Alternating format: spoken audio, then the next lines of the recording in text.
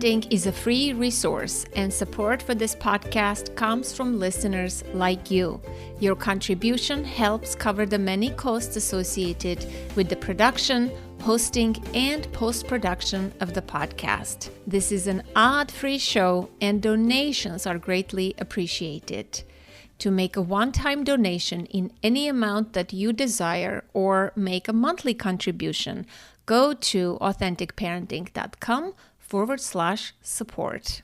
Thank you for your kind and generous support. That means the world to me.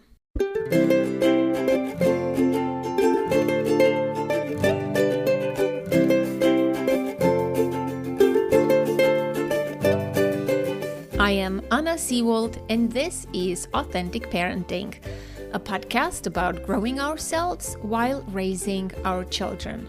I'm a psychologist, educator, and parent coach. And on this podcast, I explore how you can connect to your authentic self, practice radical self-care, and raise emotionally healthy children. Let's break the cycle of generational trauma for a more peaceful, kind, and compassionate world. Today, what does it mean to be nourished? I have a very special guest, Dr. Deborah Macnamara. She was a guest on the show back in 2015, and since then she has written 2 fantastic books. Her first book, Rest, Play, Grow, Making Sense of Preschoolers, or Anyone Who Acts Like One, and her second book, Nourished, Connection, Food, and Caring for Our Kids and Everyone Else We Love. And this conversation today is around her second book. Dr. Deborah Macnamara is a clinical counselor and educator in private practice and is on the faculty at the Neufeld Institute.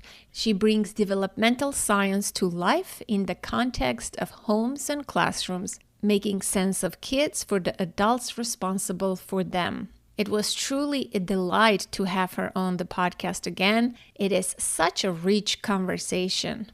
I want to read a blurb by Mona De La Hook for Dr. Macnamara's second book. She wrote, "Stunningly beautiful, an ode to love, relationships, and food. Dr. Macnamara shows how true nourishment is about connection and how the family meal can be a celebration of emotional closeness." So what does it mean to be nourished? In the back of the book, there is a little description. So I want to read from that couple of sentences. "Nothing could be more basic than food. However, food is only one part of nourishment, but it has consumed our focus and eclipsed something far more critical for thriving: connection. As parents, we need our kids to be receptive to what we offer, but the road to the stomach must go through the heart." So as you can see, this is a different type of conversation about food, eating, feeding our children, and providing nourishment. Deborah says that food has become divorced from attachment and that we make food so stressful.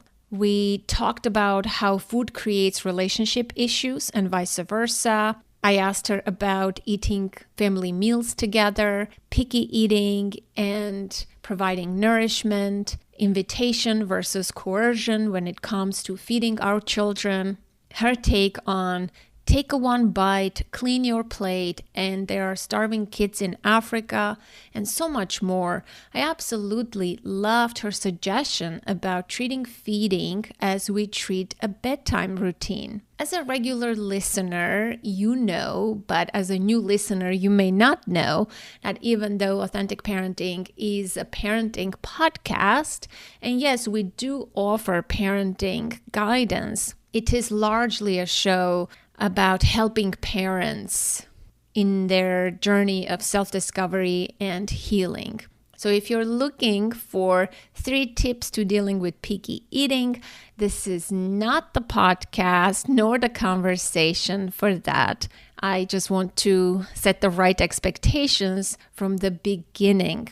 Also, I want to warn you that this conversation might bring up things in you as it did for me. Food is a sensitive topic. I want you to know what you're getting into before you hit play. Please enjoy, and as always, thank you for listening.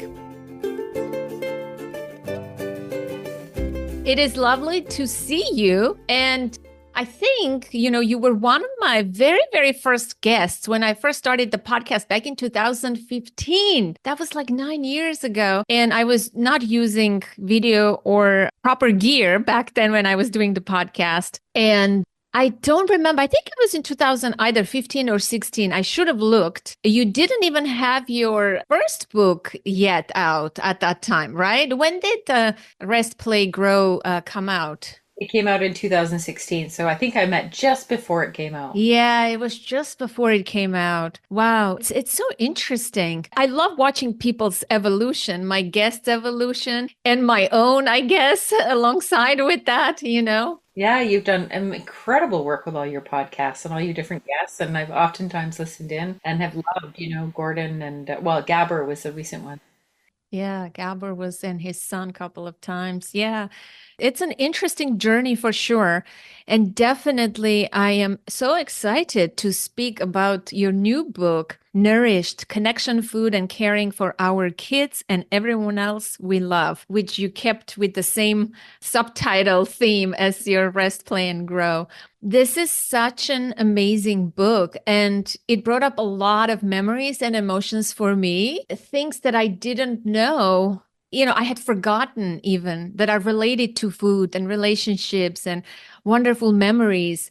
So it was very touching at times to read this book. So I want to ask you what it brought up for you, what emotions or memories that came to you while researching and writing this book. I mean, you worked on it for 10 years. I'm sure there were many, but as I ask this question today, what comes up? Well, I think seeing yourself in the middle of your own cascading care. So remembering the people who've cared for me through food and just cared for me. So, my mother-in-law, my own mother, just friends and family members. And then how as a mother, I care for people as well. So just finding myself in the middle of that and how sweet it is to revisit that caretaking and to see in their provision of food and showing up, how they showed up, our matriarchs showed up around food, how nourishing it was, and to realize that in retrospect, how sweet it was. And then to find myself in that as a parent and the movement through having one child who was very easy to feed and the other one who was much more reluctant and much more sensitive with her palate, and sort of my own journey that way. So there was a lot of reflection on that story, and that was very meaningful, I think, and deep, and helped fill in some pieces for me. And I also think just the wisdom of nature and the beauty of nature and putting us in cascading care, from understanding recipes and a deeper understanding of recipes, and that it's not just about the family meal and the family table and how our gut works. So there was just all this beauty that was inherent in understanding nature's, or getting a glimpse of nature's ways of tying us together. So yeah, I was often moved to tears by some of the things that I discovered or uncovered. It was very rich. It was very hard to stop writing this too. In some ways it was not, but in other ways it was like, oh, I'm really going to miss this project. It was exquisite. Yeah, I guess it was nourishment for your soul, this project, in some ways. I love that term, cascading care. And yeah, you're right. We have the care and food and connection and food have become so disconnected. But as I was reading your book, I was reminded how it was present for me growing up. Obviously, I try to maintain it as much as possible.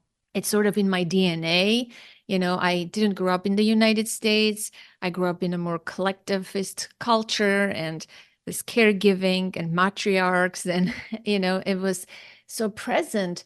But I have so many questions. I also loved your research questions, and I'm going to read just a couple of them for the listener, and maybe I can post it for people to self-reflect and answer for themselves, because this is so useful. A few I highlighted, they're all wonderful, but the ones that I highlighted resonated with me deeply. So one is this: when you think about being responsible for feeding your loved ones, what emotions does it create inside of you? And I don't want to answer these questions, but I want to leave the questions for the listener, sort of to frame this conversation and have expectations from it. Next one: what is your relationship with food? What influenced your growing up, and how did that influence your journey as a caretaker when it comes to food? Do food and shame go together? If so, how? Do you think eating is an intimate act, a vulnerable one? And if so, how? I just love that question so much. And it took me a while to answer it. So I love that one particularly. And I'll read two more. Do you like it when people cook for you? Who is your favorite person to be fed by? This brought up a lot of emotion in me, I have to say. And what an amazing, profound question. And the last one: do you have any food that when you smell it, transports you back to a different time and place? And of course, the answer is yes, yes, yes. Such wonderful questions, thoughtful, and you use them in your research. Did you answer those questions yourself? Oh, I mean, I was constantly in those questions for myself and listening to the stories of other people. But no, I mean, they were the ones that tried to, the challenge with food and relationships is they're so close to us. We know that relationship is meant to be the delivery system for food. Like if you want to talk about delivery, it's attachment. When you're attached, that's when you're most receptive to being nourished by another person. So asking people, like, how do you get at the intersection of emotion, of relationship, and food? You're really trying to sit in this place where these things come together. And so these questions were really about dancing around those elements, those dynamics of emotion, of food, and of attachment. Each in their own right are huge. But the most interesting part is actually how they come together, which is, part of the, I start out the book talking about the Buddhist chant before meals, that we not forget the emptiness of the three wheels: the giver, the receiver, and the gift, food being the gift. And that in themselves they are empty, but together is where their power lies to nourish us.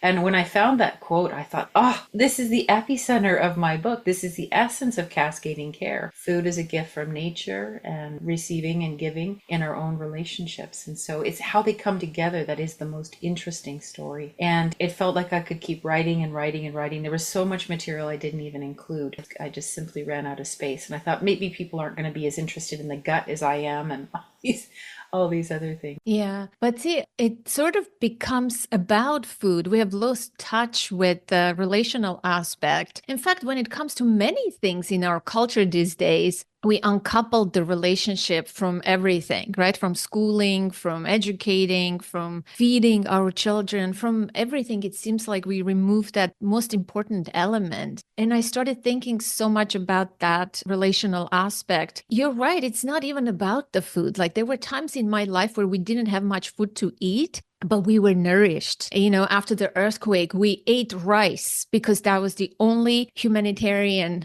aid provided food. And, this brought up so much emotion in me. I'm like so affected by this topic. Sorry. I didn't even want to go into my stuff when I was going to interview you. But it's so true. It's not about the food. You may have very little to eat, but you may feel so nourished by the person who provides that care. And we have completely switched that. And we are so obsessed about food and calories and nutrients and proteins and all of this for ourselves as grown-ups because we're trying to optimize, and for our children. It becomes this obsessive game, and people have food battles around food in their homes.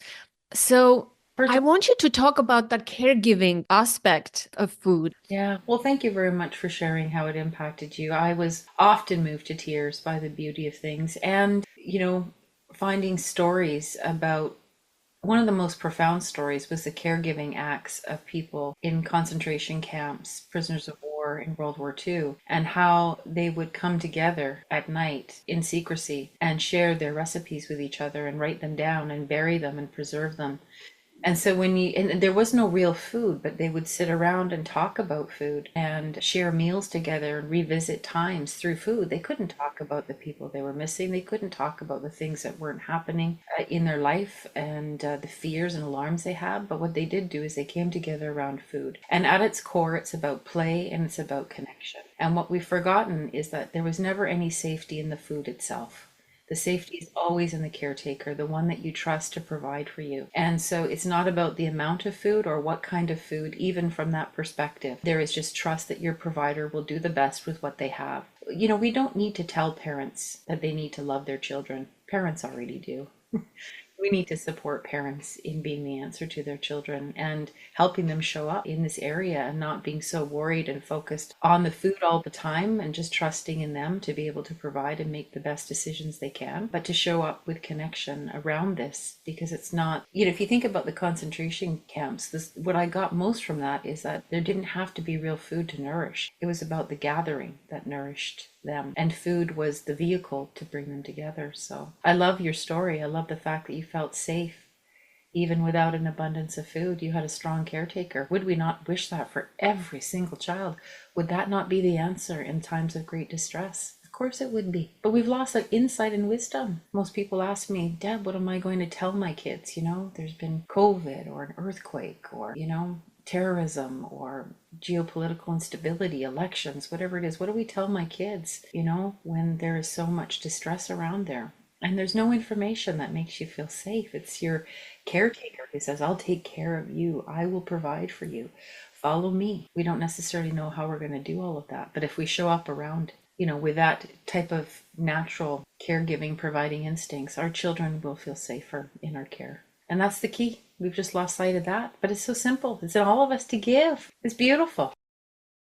Yeah, I like how you say togetherness comes first and then the food. And you even talk about Maslow's hierarchy, that Maslow got it wrong. Why don't you say a few things, what you discovered about his own traumatized childhood too, which I didn't know. I didn't know either until I started looking at who is Maslow and what informed his research. I mean, he did spend some time doing a practicum with the Siksika Blackfoot Nation in, I think it's Alberta. And he unfortunately took some of their ways of looking at things and really made up his own mind about it, inverted things a little bit. There are claims that he misrepresented it and, appropriated it. However, if you even also dig deeper than that too, as well, as a child, he had parents who were very cruel to him. He was traumatized. He did not have a good connection with either parent. It said to his deathbed he still harbored hatred towards his mother that psychoanalysis did not get rid of. And so here we have someone, when you look into their psychology, they created a whole theory around their own unmet needs, food being the basis, and not understanding that relationship actually was the vehicle through which safety, which food, which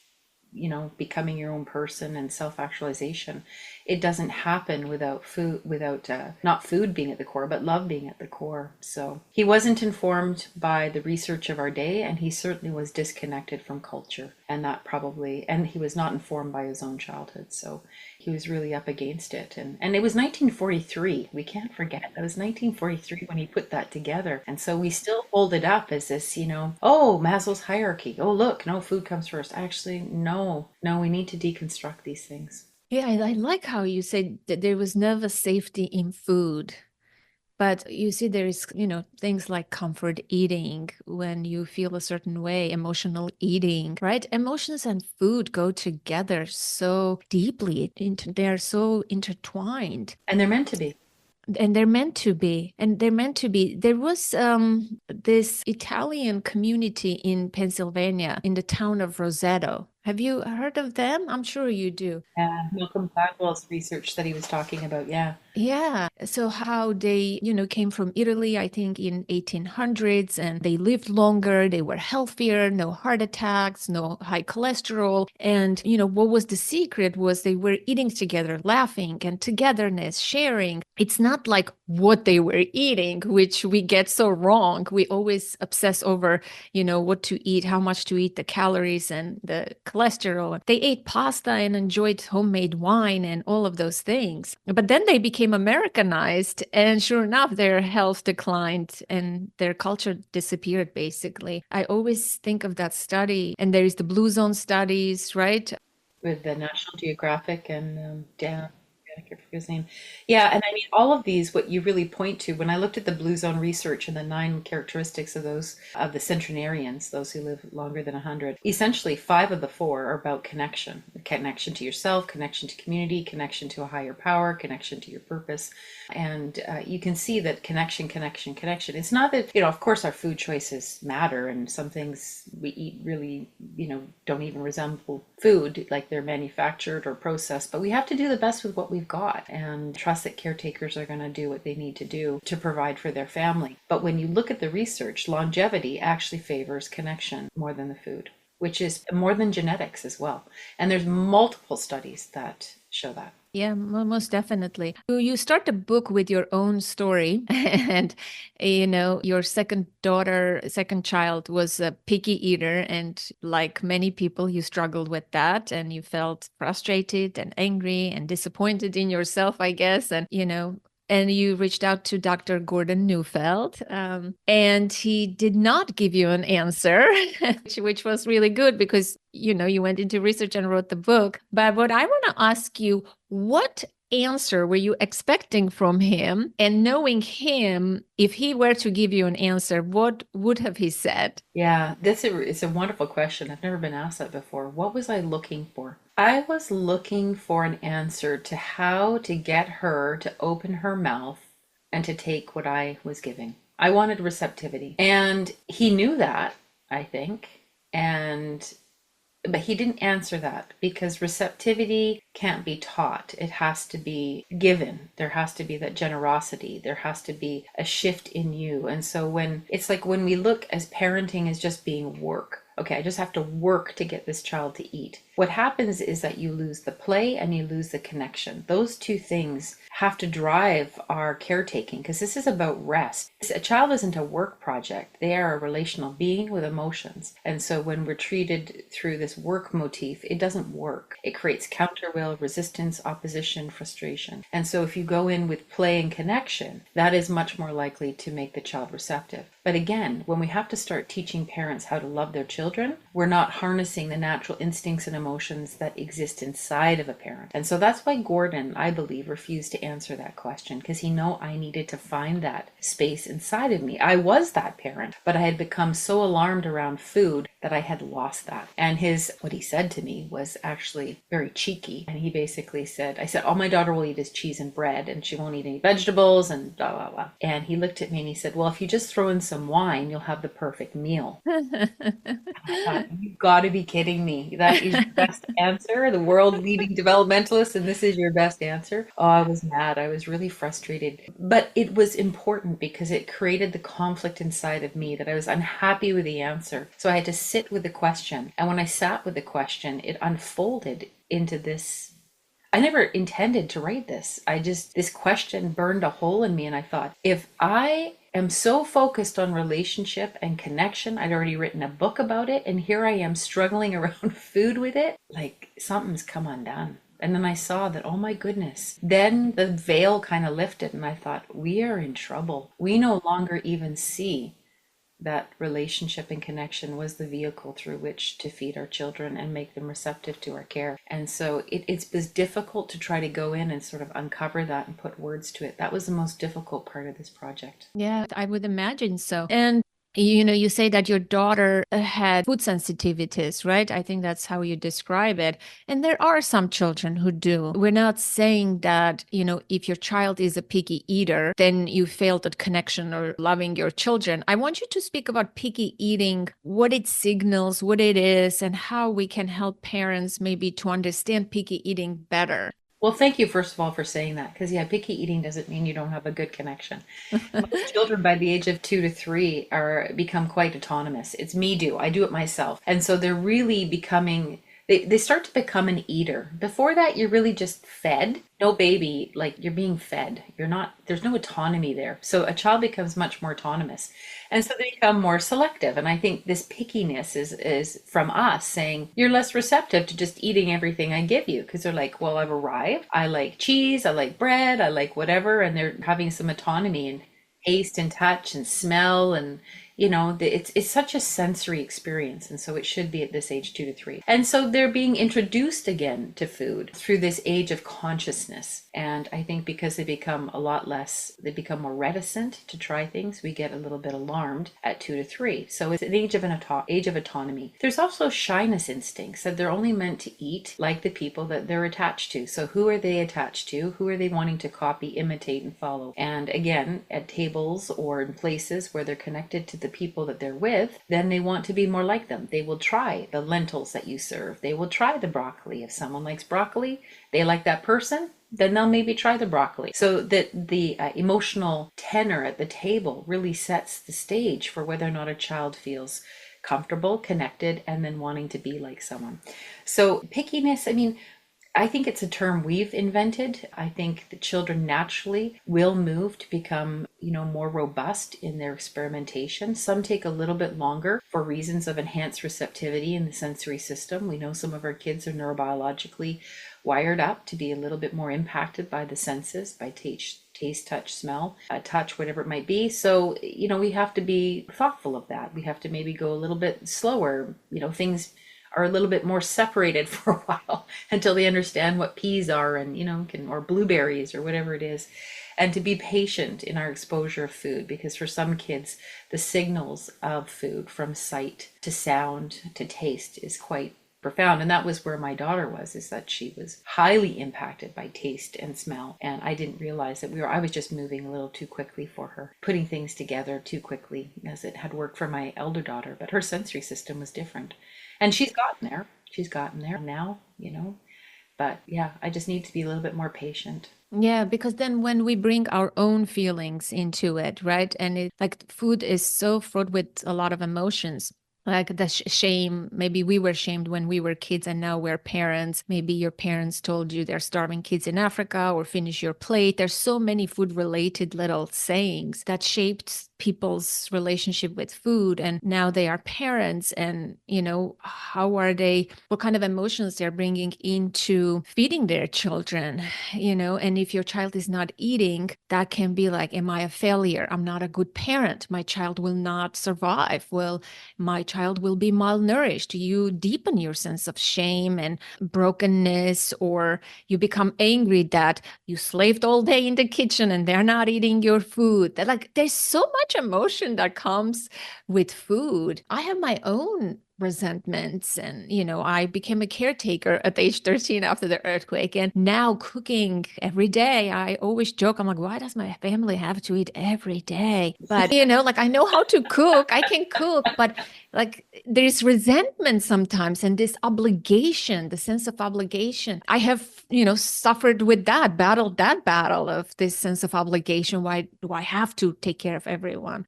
So how can parents not bring their own fear, anxiety, alarm, and how can we separate our own feelings from caretaking and feeding our children, because that makes matters so much worse. It does. I wish we could separate our emotions out as a caretaker that we bring to food, our alarm, our frustration, our resentment, our lack of sacrifice sometimes when we're just done, we need some rest ourselves. I wish we could separate it out, but of course, the answer is we can't. It's part and parcel of what comes. And in some, actually in some indigenous systems, you actually are not supposed to cook food when you do not have good emotions and there is not generosity in you, which seems to preserve that act of it being a gift. We will struggle. My goodness, are we going to struggle? And when your child isn't eating, or there's any threat to their health and well-being, or they're not on the growth charts, those growth charts for parents, my goodness, can be a source of so much alarm. And so the hardest thing to do in these circumstances when you're so full of emotion is not to lose your caretaking stance, to not give up, to stay on the dance floor, to find your way through. It may be a struggle, but what I know is that they can't do it without you. So just continuing to show up, to work your way through the problem, to continue to adapt, continue to find your way, and to struggle with those emotions is really critical. And there isn't a parent around that won't struggle in this way with their own notions of food or what's happening with their child around food. However, it makes it so critical to figure out what to do here, because it's a place that we show up in relationship so often. And so the behaviors around food and our stance as a caretaker really inform our relationship overall. So we have to stay in struggle. We have to stay and try to figure things out and be stirred up and take care of yourself. Yeah, I like how you say our stance as a caretaker, because sometimes we can get away from that, and we can lose sight of that. We can lose our footing, and that's where trouble happens. And what I see sometimes, and I want you to speak about that, is parents, maybe they heard something about autonomy. They want to always do their best, right? I'm not judging parents. This speaks to the part about being the leader, having that stance as a caretaker. Sometimes they ask their 4-year-old, what do you want to eat for dinner? What should we cook? They sort of give that leadership to the kid, well intentioned, because they want to engage the child in I want you to say how much and at what age we should engage children into making decisions about food and that kind of stuff. And to complicate things further, I can provide my own an example that my daughter is finishing up 10th grade, and I've been packing lunch for her every day since she was in kindergarten. So from K to 10th grade, I've been packing lunch. Never once I asked, what do you want what do you want for lunch tomorrow? Or what do you want in your lunchbox? Always pack what I think is right, what we have, what is good. And it's been the norm. She never questioned. Sometimes the lunchbox comes untouched. Sometimes it's completely eaten. Sometimes only the snacks are gone. The main food is there. And I never made a big deal out of it, because I always saw my role as the giver, of the provider of what I think is appropriate, healthy, nutritious meals for the school setting, that, there's no reheating. And that's been the case. And when people hear like, wow, you never ask your daughter what she wants for lunch, I'm like, no, why should I open that door? We will never settle on anything, right? So I want you to speak about giving children choice when it comes to cooking, eating, shopping, and maintaining our stance as a caretaker. Well, because food is so close to attachment and both are required for survival, eating and feeding and human connection, they go together, and one is visible and one is invisible. And so much of our relationship is communicated through this medium of feeding someone. Now, I think it's really important to say that there is no one size fits all or one prescription. You have parents who are single parents, shift workers, you've got all sorts of configurations of families. What does it come down to at the end of the day? At the very root, it's an invitation for dependence through food. You can count on me. I will take care of you. Now, does it mean that a child doesn't, you don't say to a child, hey, did you want to cook a meal for the family and I'll help you out with this? And they can in turn, as an act of caretaking, cook for everybody. That's a possibility. Does it mean that you wouldn't go to a store and they wouldn't pick out some things that they like? Well, of course, that's a possibility. One of the things that we find is that when we put food on the table, then children will take from their favorites, and we've provided. Now it's their turn to kind of take and taste and explore from what we've provided, just like you would pack a very big lunchbox and say, take from what I've provided. But let's make no mistake, you've decided what you're going to provide. And that really is the cascading care, is that it's not a stranglehold, it's not suffocation, there's room for autonomy. However, there is a sense that you can lean into somebody, you can lean on someone is making the decisions.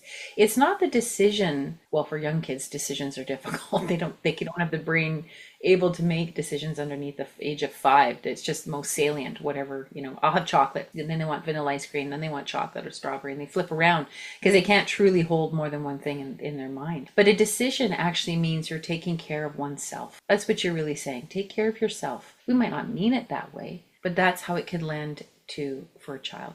So when you take the guesswork out of it and you provide, and their job is to take from what you provide. You have a child in cascading care where the adult is taking the lead based on what they know, their ancestors, their recipes, their food that's been passed down, the gifts from Mother Nature. They're passing that down to their child, but it's in cascading care. And that is the critical aspect.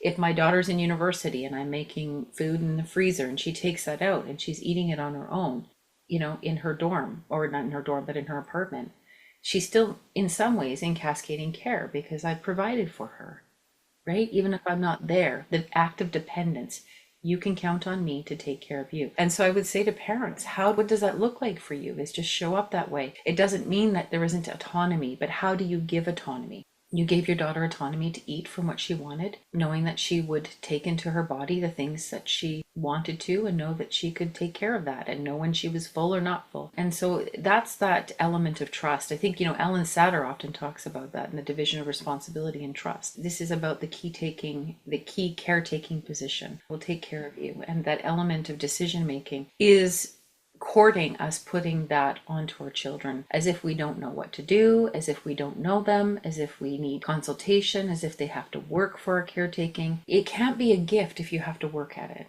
If you can't rest in someone's care if you have to tell them how to take care of you. Yeah, so true. What can you say about just one bite for mommy? Take one bite, just taste it, give it a taste. What can you say about those kinds of techniques when, there are kids who truly give parents a hard time. And sometimes I've seen families with multiple kids where everybody wants to eat a different thing. And that's like so challenging, right? One kid doesn't want to eat this. One kid has allergies. One kid has preferences. Mom might be a picky eater herself. And so the family, I've seen dynamics like that. My family is small. It's only the three of us. It's even that becomes very challenging when we decide where to go out to eat for dinner. My daughter always has extravagant ideas. She's a great eater, like a gourmet eater. My husband is more mild, on a pickier side. I can go along with anyone, right? So we always have a hard time. What should we eat for dinner tonight? Like, it's Friday night, we want to go out.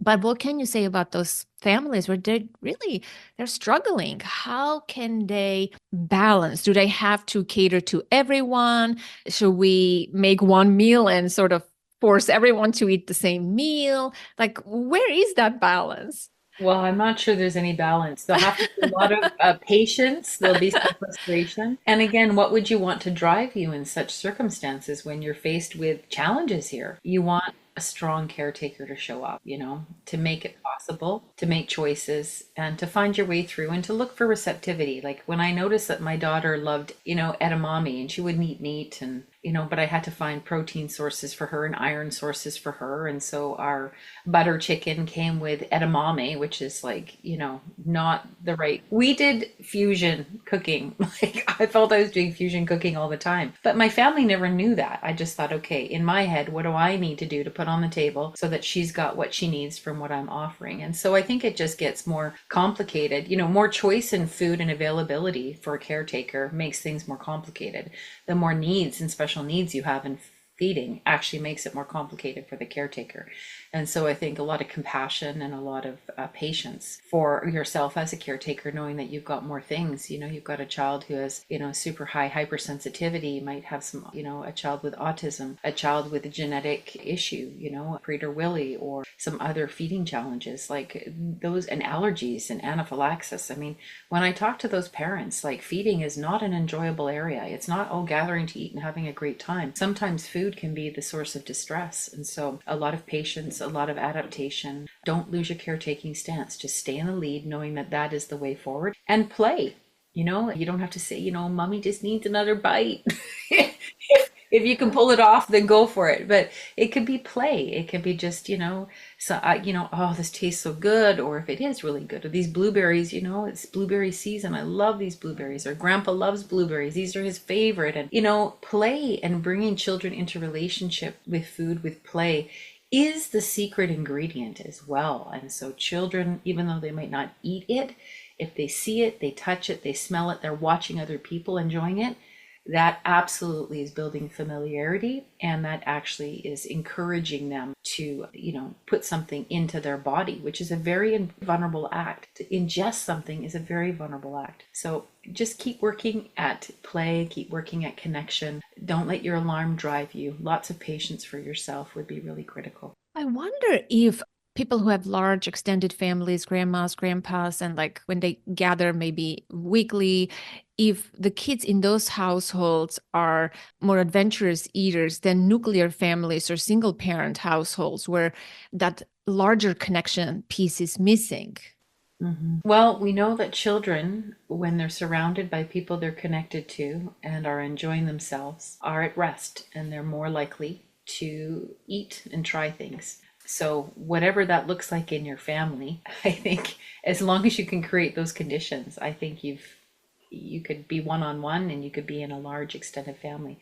The more people you have around today, around a table, you also have more views on food and more maladaptive views, more food shaming, more body weight issues too, if people are not comfortable with that. Because we've got to remember that today's context of eating is highly charged. And when I talked to the eating specialists throughout North America, there wasn't anyone who said, everybody said essentially that we all have some sort of eating issue or thoughts about eating that don't serve us well, diet culture, whatever it might be. So we also have to remember that the more people you have around the table, the more views we have on body shaming, image issues, food issues.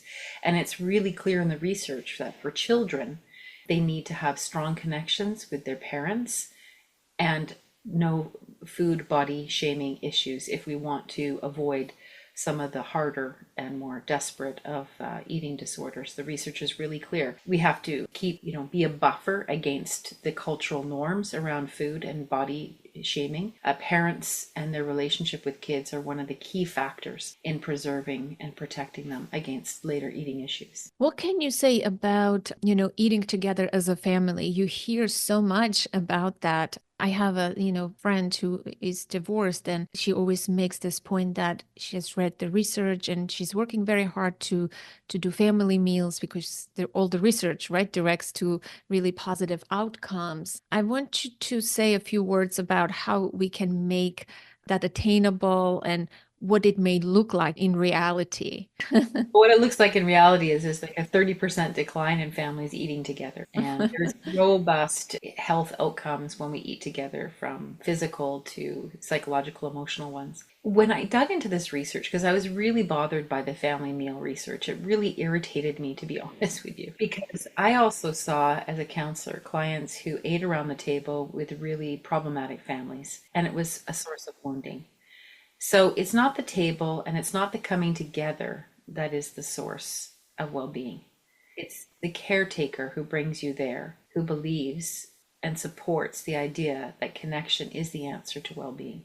That gets at the causality, not the correlational research that the family meal is pointing. So we've lost that it's the caretaker who brings you there, who believes that food can be an instrument for the delivery of caretaking. That's the secret of the family meal. So you got a caretaker who's got a generous provision. You've already got, 1/3 of what you need. You need a child who's receptive, and you need food being seen as a gift. That's the key element. So how do you do that? That's up to you. How do you do that? Yeah.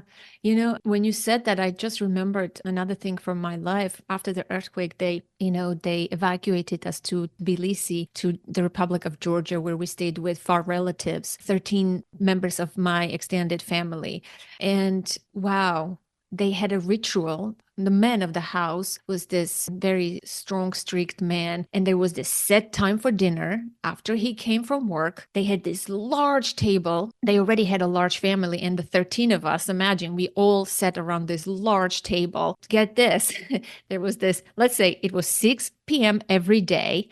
Everybody had a place at the table. We all knew what our chair was. There was plenty of food on that table, but I was always hungry. I never ate. And my brother would say, "You should eat. Why didn't you eat?" And now I'm realizing what was missing.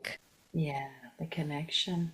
Yeah. But how good that you could feel your emptiness, because that's the part that we don't see, is that you have to feel your emptiness in order to feel full. If we don't feel empty and we try to fill ourselves, then it's a soothing response. And that's how we get into trouble around food, because food is emotional. Everybody says, oh, emotional eating, we shouldn't eat food emotionally. When I looked at the body, it's supposed to be emotional, but it's supposed to be associated with pleasure. But food can serve emotional distress, or it can serve togetherness. If you're not in a context of togetherness, then it's serving your distress. It was distressful to be there. You're hungry, but you can't partake. That's distressing. But good that you didn't use food to soothe what couldn't be filled. That connection had to come first for you. That's a healthy response. Yeah, people always want practical advice, right? Like you, I always start with changing people's minds and giving them insights because I believe once you metabolize the insights and embody them, then the answers will come. Then you would know how to do connection, how to create family meals. But people always push back. I remember I have some listeners who always say, Anna, you always say that, but I still need practical advice. So I want you to give us, and you do have some lovely ideas. I mean, we had such little time. I should have you again because this book is so rich and this topic is so rich, for exploration. But I would love for you to at least impart towards the end some practical things for people to work on or change. Well, I think there's three things that we need to look at. First of all, what's the relational context in which we're serving our food and how charged is it? So, what is happening around food? Like, what's the receptivity of the child? Are they reticent? Where is that reticence coming from? Are they coming home from a bad day of school and they don't eat their lunches because they don't feel comfortable at school? Who's feeding our children? There's also the recipe cards in the book I tried to put at the chapter. Just, okay, what are the implications for practice? Are they connected to the people that are feeding them? What is the context that they're eating it in? So looking at those elements. Then the second thing would be to look at your relationship. Is the child receptive to your caretaking? Are there things getting in the way of the food issue? If you're having lots of battles around food, that erodes the relationship. And so every time you go to feed them, you get this resistance and opposition and frustration, which was what was happening with my daughter. So I had to get out of the battles and I had to get back into relationship. For some families, that might be changing where you eat, how you're approaching it, bringing some more play, bringing some more connection into it, changing it up a little bit, eating with your children. Some people don't even eat. Sometimes, having a ritual to start the meal, just setting the tone and moving into relationship. And I think the other area is just to examine our own relationship with food and what's happening around it. Is it a place of alarm for us? Are we labeling it as, healthy, unhealthy? What are the messages that we're sending our children? If it's always very focused on this food is fuel for you, then food cannot be a gift. And so I think part of the challenge is to look at your own relationship, how you're talking about food, and are you actually serving it, seeing it as a gift? My favorite book, Robin Wall Kimmerer, Braiding Sweetgrass, absolutely unfolded this for me beautifully. And I would recommend, if you need support in that way and seeing food as a gift and a connection to nature, ancestors, culture, that book is a beautiful way to start entering into that and changing your mindset around food. But when food becomes work, when the focus is on food, we're not in relationship, it's not about good, bad, ugly. You've got that. It's a covert operation. Caretaking is a covert operation. The more you're trying to make a child aware of your caretaking or of your agenda, the more problematic it is. So keep your caretaking, decision making to yourself and just show up. In the book, I had that example that I gave based on Takeo Doi, the Japanese psychiatrist, where basically he said in North America, everybody was asking me what I want. In Japan, this was so foreign to me. They just show up and give based on how they know you, and it's an act of dependence. So I did that with some family friends. I said, they're like, what can we bring? Oh, nothing. And I knew everybody's allergies and what they could eat or not eat. And they show up at the house and I had their favorite drink in hand as soon as they came in the door, and they're like, oh, wow, this is great. I didn't ask them, what do you want to drink? I said, here's your drink. And I felt kind of bossy. Who am I to say this? Shouldn't I be asking them that? And I thought, I kind of liked it. I had like these 3 courses I'd planned out, and it was simply like I'd made a cream of mushroom soup, which they probably wouldn't have eaten. I'd said, here's some cream of mushroom soup, and I'm delighted to share this with you. Eat what you feel like. And then I just kind of backed away, and there was just this generous sense of provision, and that's what I focused on. And it was like, you will figure out what you want to eat from that. And so that was transformative, is just seeing that act of caretaking, that act of generosity. So I think it's about, playing and experimenting with that stance. And chapter 7, where I talk about, becoming a provider and all of the challenges and just how we show up and being adaptive, finding our tears about what isn't working, staying in the game, even though it's difficult, and just keep working. But yeah, there's so much we can do. And get back into your, one of the things I was often thinking about was, people's own history and their own cultural ancestors, their own recipes that have been passed down, their own foods that they wanted to introduce their children to. Everybody comes from somewhere. And in Canada, being a land of immigrants, largely into our natural indigenous populations who've always existed here. So what does that mean? How do we take advantage of this richness and diversity that we have here? And so just thinking about your rituals, thinking about your ancestors, and just playing with food again. Play with your food again. Just get out of the work mode, get into attachment mode, and play with food with your family again. And forget about the outcome for a while. That would be my wish for everybody. I'm hearing like there should be rest and relaxation around food and feeding and eating. No wonder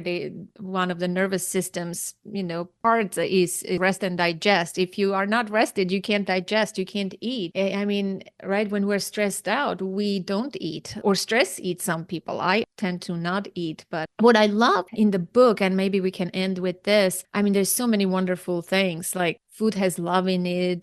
But I love this approach. You say we have to approach mealtime or feeding like a bedtime routine, creating routines around this. Can you say a few words about that? I think that's so important. We get obsessed about bedtime routines but we forget that mealtime is really, truly important. Maybe even more important than this bedtime routine. Yeah, there are 2 critical times of a day, and especially they're danger zones for many parents. They'll feel it's the bedtime and it's the feeding time, because they're times of intense connection and rest that's required. You can't fall to sleep. It's not about going to sleep. It's about bringing your body to rest so that the body will fall asleep. It's not about making someone eat. It's about bringing them to rest so that the appetite and the desire to eat is there from that place of understanding your body and being able to feel it. So the question is really, how do we bring our children to rest? And the routine and the ritual helps, because it becomes predictable, it becomes reliable, and it should feel safe. And so we naturally fall into that. That's what a good ritual does. It feels like we can just land in something for a while. It pushes everything out. There's a focus on connection and safety, and then our body can come to rest, and we can either fall asleep or the body becomes much better able to open up for digestion. So they're places of rest. What you see today in our hurried, busy lives is that we try to make food just being a fueling event, and sleep, how can we get them to sleep as fast as possible? What are the tricks? How do we do that? How do we train them into sleeping? How do we get them to soothe themselves? This emphasis to push children this way doesn't work. It's the antithesis of rest. So that's why we need to be, if we could take that template and think about our feeding in the same way: routine, play, connection, slowing it down, gathering our children. Then when it comes to an end, we can get back into work mode, but then again, back into rest mode to bring our children to sleep. Well, thank you. Is there a quote? You have so many beautiful quotes in the book too. I don't know if you know any one of them by heart, or do you want to get it? Let's end with something that is inspirational for you, that maybe guided you throughout writing this book. Is there a quote or a saying like that? I think the story and the passage that was closest to my heart was where I write about the very first invitation for food and relationship, where I talk about being in the womb and the umbilical cord being this beautiful connective thread between us and our biological mother, and just that transmission when we come into the world, and the hands that wait to take care of us, whoever hands those are,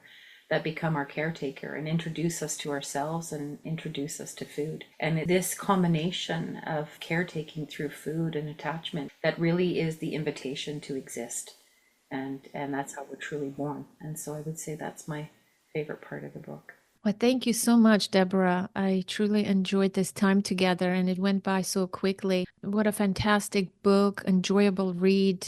Like I said, it can bring up emotions. And I really recommend people who do want to get this food feeding thing right to get the book and answer the questions, gain some insights and digest it slowly to change the family culture around food. It's never too late, right? It's never too late to change it. Well, thank you for your kind words, Anna, for taking the time to read the book and to digest it. And I've enjoyed my time as well with you. Thank you. Yeah, take care. You too. That concludes today's conversation, my dear listener, and I hope you found this episode useful, helpful, inspiring, insightful, as I did. I truly enjoyed reconnecting with Deborah. I am excited she has a new book, and I have to say, what a fantastic, powerful, and beautiful book. I highly recommend it. Let me just say that question that she has in her book, if the family meal is the answer, then what was the question? I hope by the end of this conversation, the answer to that question is clear. And as I stated earlier, Deborah has conducted research and she has the research questions in the back of the book. I read a few in the beginning of the podcast, and I would suggest that you take some time, if this topic is of interest to you, that is, and take a notebook, take some time and reflect on the questions that I read. In fact, in the book I am looking right now, she has 30 research interview questions. If you get the book, you'll have access to those questions. They are in the back of the book. But if you don't, then maybe listen to the ones that I read in the beginning of this podcast. I think that would be a great exercise. This conversation really made me think about the nourishment that I received. As I mentioned in the podcast, there were times in my life where we didn't have food to eat, but I received nourishment specifically from my grandmother and some other loved ones. I do remember those difficult times. And I do remember times when there was plenty of food on the table available to eat, but I did not feel nourished at all. So I hope this conversation meant something to you. It impacted me, the book particularly, and I hope you're walking away with some insights that can guide your parenting and how you approach the topic of feeding our children and providing nourishment. And I want to make one clarification, which I should have said this in the intro, that when I said that I never ask my daughter, what she wants to eat for lunch, that doesn't mean that I'm a control freak or I discount completely her opinion and I don't give her autonomy. I hope you won't misunderstand me. I'm completely aligned with Deborah's mentality and approach to providing nourishment. I have received and internalized that myself as a child, that unspoken, implicit caretaking, caregiving, and I do utilize it in my parenting as well. I think it's truly predicting what our children need and want and providing that silently and caring for them is a wonderful act of loving them. As always, I want to hear from you, not only about this specific episode, but about the podcast in general. If you have comments, questions, feedback, or if you just simply want to say hello, you can get in touch with me. You can send me a note to the email info@authenticparenting.com. You can call the number 732-763-2576 and leave a voicemail. And yes, I do prefer audio. And for international listeners, there is a free tool on the contact page of my website. It's called SpeakPipe. Go to authenticparenting.com/contact and send me a message. Take a moment to rate the podcast on Apple Podcasts or on Spotify. Better yet, leave a review. reviews and ratings are helpful. They boost the visibility of the podcast.